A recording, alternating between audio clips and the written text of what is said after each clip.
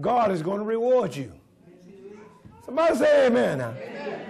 You say, what are you trying to say, Pastor? I'm trying to say that during the time when the king of Egypt wanted to destroy all, the Egyptians wanted to destroy all the Israelites. Do you realize that they were multiplying left and right, left and right? Their population was booming because God had blessed Israel as a nation. Down in Goshen, they were taking over Goshen and taking over Egypt, and the Egyptian kings and the people were worried, what are we going to do with all these Israelites? Man, they coming from everywhere. That's how God bless you, amen? Come from everywhere, amen? I know what I'm trying to say. Every time you turn around, Sister Watkins, we're having another baby, and there's another Watkins. But I'm blessed today, amen? I'm blessed today, amen? I know all the children ain't where they should be, but thank God for where they are right now. Show God how much you appreciate it. Pray that God will make a change. Can you imagine that all them children were coming forth of the Israelite nation, and they were multiplying into the thousands and going up to the millions, and they was being blessed by God, and when God bless you, can't nobody curse you. Look at somebody and say, when God bless you, can't nobody curse you. I know the devil is mad. He wanted to destroy your family. That's why he tried to commit the first genocide in the Bible. The king of Egypt told the midwives, Shipar and Puah, the midwives, anytime you go up to the Israelite women and they have a boy, I want you to let him die and throw him in the river. That's what the king of Egypt, the Egyptian king, wanted to happen. But these two midwives said, you don't understand something. We respect life. Come on, somebody. When you begin to understand about life, that even if you come about having a child and say, oh, Lord, I'm pregnant again, you can't undo what's done. Come on, somebody. Don't help me to get deep. I know what I'm talking about. You hadn't been there where you were been, you wouldn't have been where you been. I think you understood that. Come on, somebody. I want you to understand something, that these two midwives who were delivering child after child, they obeyed God rather than obey man. Even though the king of Egypt told them to kill every Hebrew male, they refused to obey the king. Now, I'm telling you, this morning, you're going to be caught between life and death situation. And your choice will depend on whether you will live or whether you will die. I'm here to tell you this morning, saints, that these two women stayed steadfast. I believe they went before God and said, God, you know we believe in life. If we kill all these Hebrew boys, it's genocide in our community. It's a shame that it's genocide in our community. Young men are so full of violence and bitterness. They're killing and destroying one another. Even the women folks that got on the bandwagon and they think they're tough and rough, thinking they can get away under man's law, and fail to understand that one day they're going to have to stand before the judgment seat of Christ. Don't think somebody can take a life and get off without paying for it here on earth. Think that they would die one day and get off by not dealing with God.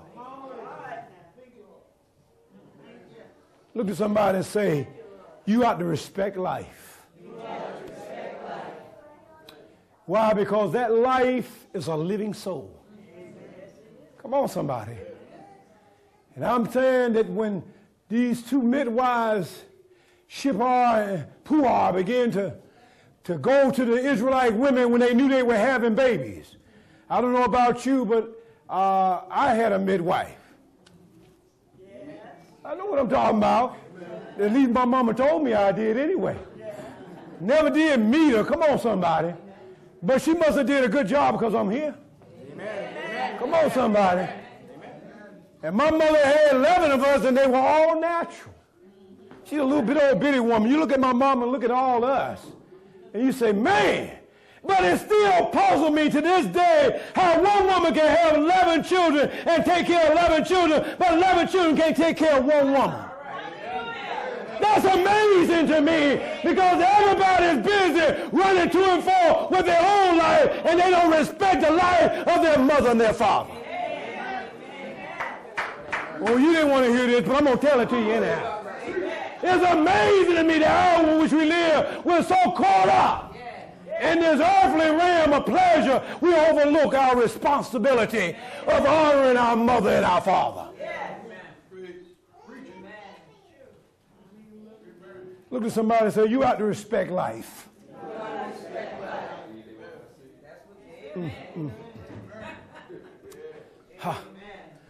The midwives got caught between, you would think they were in a bad spot, between obeying the king who had a sword to kill him. Come on, somebody. Obeying God and having a life to live. Stay with me now. It's not a hard decision because the Bible is very clear on this. The Bible is very clear. The Bible says, fear not him who can destroy the body. You see, Satan can take your body and wreck it and rip it and destroy it if God gives him the okay. But he can't do nothing with your soul. So you got a choice. Will you prefer your soul right with the Lord? Or are you in trouble with the devil all day long? So it ain't a difficult decision. They said, we're going to obey God. So you see, every time they heard that one of the Israelite women was pregnant and having a child, that's amazing to me. They will go up to the house. Come on, somebody.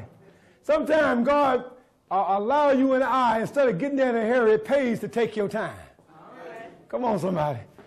Get your swagger on as you go along. You don't need to be in no hurry. It's amazing folks can get in a hurry for everybody else. But when it comes time to get in a hurry for God, they dragging their foot. They dragging their foot. God called you to do something. Oh, in a minute, Lord. I'm a-coming. Come on, somebody. That's amazing to me. But the minute you want God to do something, you want him to jump off his throne. When are you going to get in a hurry for the Lord? And when are you going to respect life? That's amazing to me. The Bible said that when the midwives would get to the Israelite women's house where they were having a baby, the women had a livelihood about them. And then the Bible said when the king called them back to confront them, how come you didn't do what I told you to do? And they said, King, we got to explain something to you. The Israelite women are not like the Egyptian women.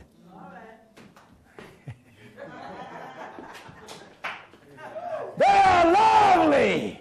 And when the baby comes forth, they push him out quickly, and they're about their way, and they're gone. And when we show up, they're already had the baby and gone. We can't do nothing about that. You don't understand. God is on the scene. God is pushing them out. God is bringing them forth. And when you're on God's side, whatever going on in your life, God got a way of pushing it out. God got a way of fixing whatever need to be fixed in your life. They are lively. Every time we show up, they done had a baby and scatterwag. They gone already. All we see is the afterbirth, the placenta. Oh, I know what I'm talking about. You see, it's important to understand that God is always working on your behalf. God is always working things out if you trust him. It's amazing how man has figured all kind of technology out, but he still ain't figured out how bones grow in a womb. He ain't figured out how, even though he's mapped DNA and did all kind of injections in fetus, he understands how a sperm can reach an egg and cause an egg to divide and multiply. Come on, somebody.